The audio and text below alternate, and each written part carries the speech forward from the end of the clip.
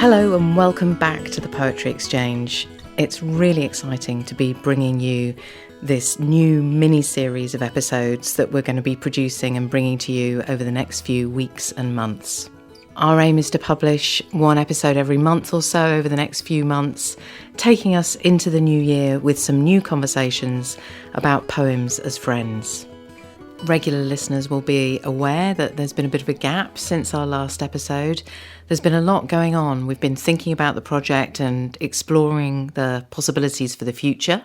But most importantly of all, we've been gathering more conversations about poems as friends. We're always looking to find unusual places where we can have the exchange itself, somewhere that's atmospheric and allows a different kind of conversation. This week's conversation was recorded in the John Rylands Library in Manchester. It's an extraordinary building, a Victorian building, very ornate, lots of nooks and crannies and full of history, and it's also where Carol Ann Duffy chose to receive her laureateship. If you're new to listening, just to let you know, what you'll be hearing is an edited version of the conversation with our visitor about the poem that's been a friend to them, and then the gift recording of the poem that we created in response to their thoughts and feelings about the poem. This week's featured poem is On Children by Kahlil Gibran, the poem that's been a friend to Hafsah. So Hafsah, have you brought a friend with you? I have brought a friend with me. Great. Would you mind reading it out loud for us, of course, so we can kind of hear it? On children. Your children are not your children. They are the sons and daughters of life's longing for itself.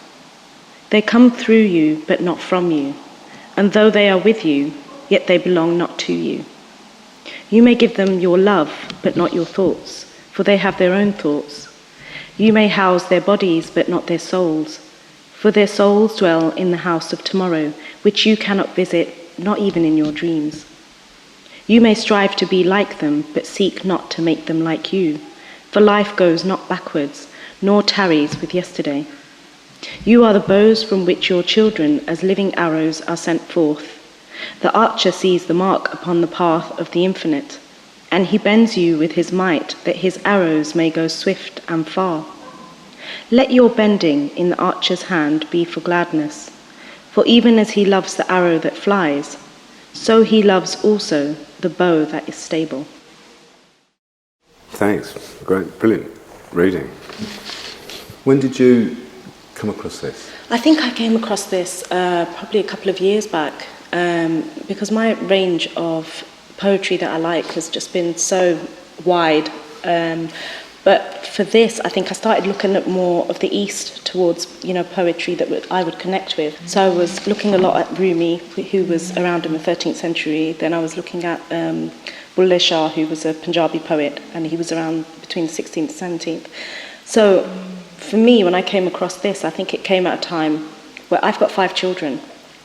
And, the youngest is 8, the oldest is 21. And now I think I'm in a transitional phase where that last part of this poem really hits home, that we can fall into, as parents, one of these people that children turn into possessions.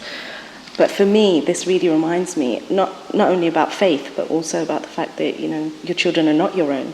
You can guide them as much as you want, but ultimately they are their own person.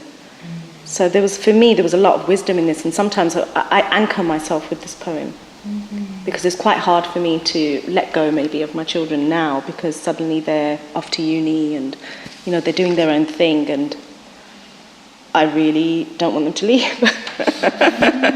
If I could keep them, I'd keep them forever, but this poem reminds me actually that you can't do that. You said when you were thinking about this idea of poem as friend, you were looking more to poems from the East. Yeah, I went back to study after I'd had my children. So I went back and did English Lit and Criminology, and one of the modules was poetry in that. And so we covered all of the English literary canon. But for me, I think after I left uni, I felt there was something more that I needed. And I think more so because of my spirituality and my faith, as being a Muslim. So I think I started looking a bit more further afar, and came across a lot of Eastern poets that were part of my heritage, and it just made me want to explore. So that's where this came from, this exploration of, not just the writing itself, but that spirituality, that spiritual path as well. So have you finished your Masters? I finished, yes, I have finished. I finished last year. Don't ask me anything about it because I just left it all out at University of Leeds. I was so glad to finish it. And I did something quite contemporary. I was looking at Arab literature coming out of the Syrian Revolution now, which is still ongoing, so it was all very new. So that's what I was looking at. So this was, when I go towards the poetry, that's just a lot softer on my heart and my head. So I've been spending a lot of this year just reading for pleasure rather than reading for my degree. That has felt good, hasn't it? Oh, it feels lovely. But now I always think I don't have enough time, and it takes me so much longer to finish a book. But I think that's why reading poetry, I think, is so much easier for me, because I seem to connect with words straight away. I don't know if this ever happens to you, but I have this curious thing where some days I'll go to a page, a poem, and I'll think I'll have the disconnect, and I'll think, oh, I don't, it's not happening. Yeah. And then I'll pick the same book up some other time, a few months later, and suddenly it's like it's speaking to my soul. Like, it's a curious thing that. A friend of mine actually gave me the book, The Prophet, which is what this is from. She gave it to me, I think, about a good 5 years ago, and I never opened it. I just didn't connect with it at all. But 2 years ago, when I was going through this turmoil, realising, oh my God, my kids are actually going to grow up and leave, I felt like I needed comfort. So when I reread this poem, that last part of it just gave me a lot of comfort. Is it that this actually helped you to recognise what was going on for you? Yeah. I think that overprotectiveness that we have with children, I knew that that's what most parents suffer from. But it's finding that balance between guiding them and controlling them. And I realised this actually helped me to let go. I'm really interested in this line, let your bending in the archer's hand be for gladness. Yeah. For even as he loves the arrow that flies, so he loves also the bow that is stable. And I suppose it makes you understand how important your own role is in that. The fact that the whole poem is ended on that stability of the bow. But even as it's stable, the fact that it can bend in the archer's hand, there's a lot to be said about that. Being rigid in one thing is not always the best way to do it. You should bend with gladness, and have that faith that there's something cupping you and holding you. And a strength in the flexibility. Yeah, that's right, yeah. The rigidness can be brittle and actually easily broken. We've seen that over time so much. I mean, I come from a culture that can be quite brittle, and it's only through the bending that you realise actually so much more can be achieved. I suppose it gives me purpose, it reminds me of purpose, that ultimately that stability is so important, for them as well, for these arrows. But even that you have that fear, there should be comfort in the fact that there is ultimately the archer's hand that is providing stability for you, being the bow. I love the idea, life goes not backward, nor tarries with yesterday. It says somewhere about something about the future. Yeah, for their souls dwell in the house of tomorrow. For their souls dwell in the house of tomorrow, which you cannot visit, not even in your dreams. Yeah. I think for me, when I read that, I was thinking of something that's beyond this world. Because in our faith, we do believe that, before the beginning of creation, all the souls were created together first. And they were in a place where they all lived with each other. So now when we come and we meet with people that we connect with, they're actually people that you knew not in this life, but so many millions of years ago before God created the world. So for me, when we talk about the souls and the house of tomorrow, when I read that, I thought that that's going to be the regathering of everybody again, beyond this world. See, and that place is called Ahlam-e Arwah. I wrote about it in some poems. And I can relate to that. There's been many times where I've gone somewhere and suddenly I'll just click with somebody where, we've got this connection that I can't explain. And I do feel like I've met you, but I feel like I've met you, I've known you forever. So that's, it's interesting the way that, our experiences and the way where we come from. interpret poems in a totally different way. We can all get the universal essence of it, but the way that we interpret it will be so different. Yeah. I love the phrase you used, the regathering. Yeah. And did you say you've written about that? The poem was about this connection that we have before the crescents and the crosses and the sixths and all these other symbols came into it, the connection that we had just as people, just as human beings. And so I was mentioning this place, whether somebody believes in that or not, just the concept of us having some sort of connection, just as being as a human race, I think is just a wonderful thing. I think there's too much emphasis sometimes on differences, and we forget that actually we're all the same underneath it all, we're all the same. I think it's just lovely to remind people of that, because we live in a world that just bombards us with so many negativities and fear and scaremongering, especially for me as Muslim in the political climate at the moment. I feel it's very, very important to have that connection, and to celebrate that connection. I just want to ask about the feeling of the comfort of this poem when it came, and your children are not your own, and your recognition of, the comfort of this then. Was there any preamble to that moment of turmoil? I think if I had to put my finger on it, we do a lot of things as a family, and we're very connected in that way. I mean, they will go off and do their own thing, but one of the things that we do is we eat together. Eating together is one of those times that in the evening where we have this exchange amongst ourselves. We catch up with each other's lives and things, what everyone's doing. And I think I felt like I'd coveted them, for so long while they were younger. I dedicated a good few years to them. That at some point when they made it obvious to me that actually I'm not going to be here tonight because this is what I'm doing. And really that should be something totally simple, it's not an issue, it's not a problem, but I felt like I was being rejected, which is really silly. And I had to, and that is the kind of thing that would send me in a bit of a turmoil. I would never show it to them because, you have a bit of respect for yourself. And you put this big steely cover on and think, but your voice goes very high-pitched. And you go, yeah, of course, it's okay, of course you can. And really you're thinking, why don't you understand? So it was little things around then, I think, actually, that, I realised, actually, this is where you need to start to let go, because they're all their own people. And I, in my head, obviously thought, totally disregarding how I was as a teenager, because you forget, I just thought that would come a lot later with them. So for me, these little things started to make me realise that actually I don't know myself. I actually don't know myself. The fact that, you think that you're very secure in knowing how you'll react or how you might feel about something. It can take the smallest of things for me to think, actually, why are you feeling so anxious? Why are you feeling so anxious? What is that? What is that? And you have to sift through it. You have to work through it yourself. Quite privileged to understand that journey not as a mother, but having been part of it as a daughter and not actually having understood it quite as well as I have in this moment, in this conversation with you. Yes. Because I think sometimes our relationship with our own parents, mine was lovely up to a certain point, but after that became quite turbulent.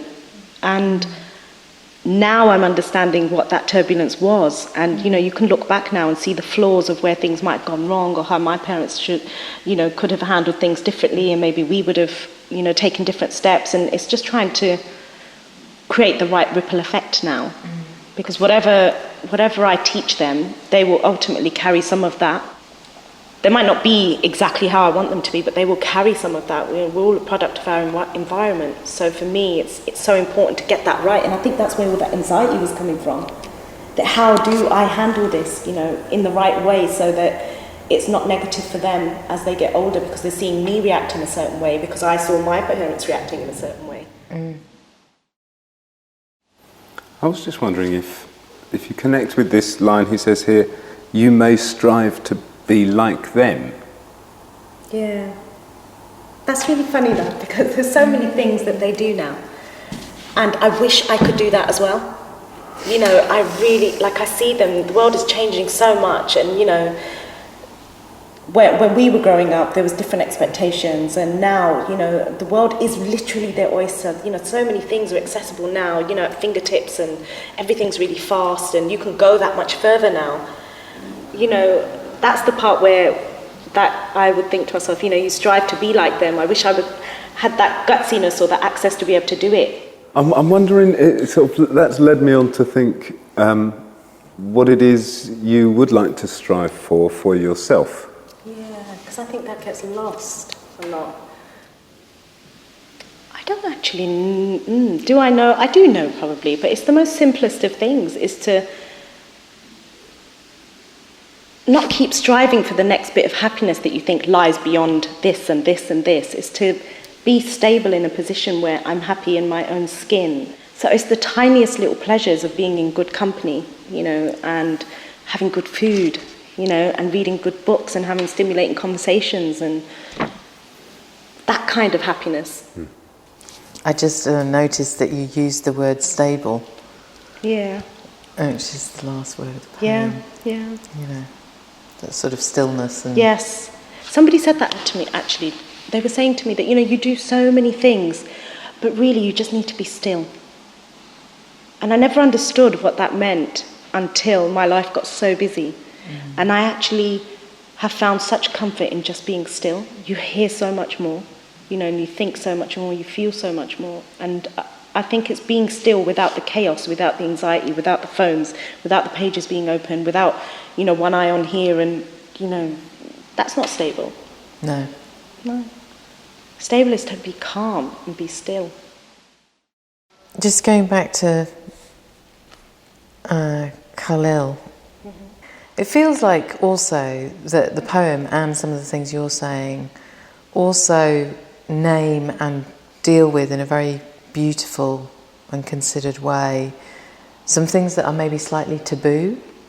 Yeah. You know, around your feelings as a parent, or you know, that actually, I mean, we all know this goes on, the fact that you feel rejected, but we all kind of act like you're not sort of supposed to have that kind of emotional. Yeah, and we act really thick-skinned and pretend that it doesn't affect us. Yeah, that like it doesn't, you're not really allowed to kind of have that because it's not part of the deal. And because that was one thing that I was thinking when I was reading this, that he does. It's more instruction, isn't it? And maybe that's probably why I felt that I needed that at that point, because it takes you away from the emotion. It's not a very emotive poem in that sense, but it is very, like, the words of wisdom come across as instruction, and maybe that's what I needed at that point. But even in that instruction, I do recognise that he tells you what you shouldn't do, but not actually what you should. So maybe that leaves scope for us to figure that out ourselves.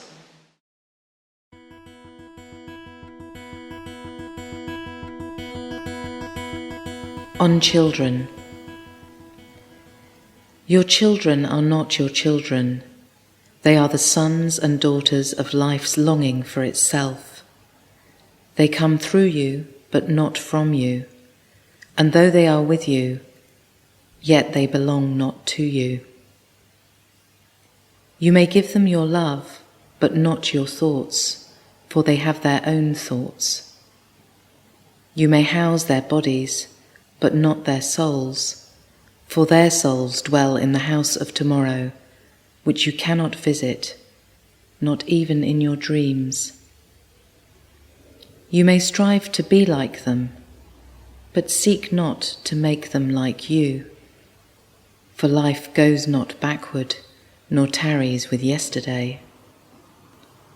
You are the bows from which your children as living arrows are sent forth.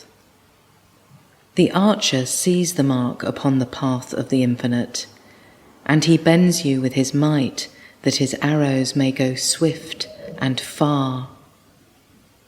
Let your bending in the archer's hand be for gladness, for even as he loves the arrow that flies, so he loves also the bow that is stable.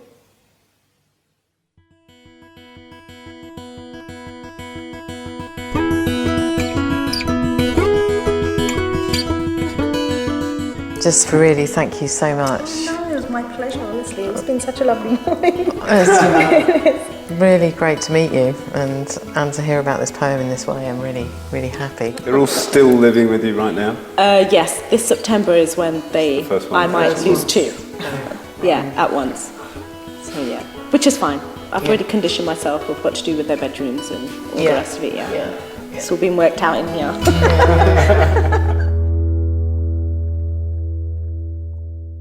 That was myself, Michael Schaeffer, and Fiona talking to Hafsah, and it was Fiona with the reading. Hafsah is a writer. She's active on the poetry scene in Manchester. We've put the details of her blog on the description page of the podcast, so if you'd like to find out more about her work, please go there.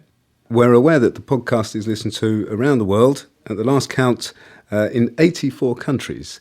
And so we've been working on some ways in which we can hear back from you, and we'll tell you more about that in the next episode. I do hope you've enjoyed the episode.